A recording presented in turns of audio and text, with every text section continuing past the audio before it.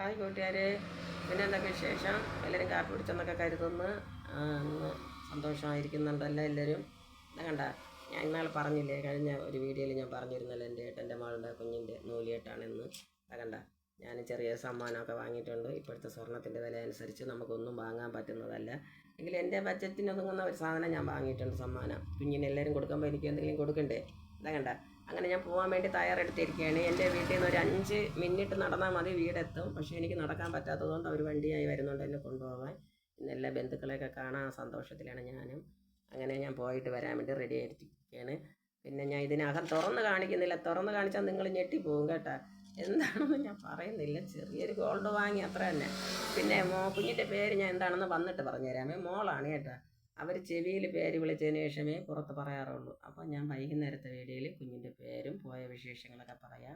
പിന്നെ എല്ലാവർക്കും ഒരിക്കൽ കൂടി നല്ലൊരു ദിവസം നേരുന്നു. ശരി, എന്നാൽ ഞാൻ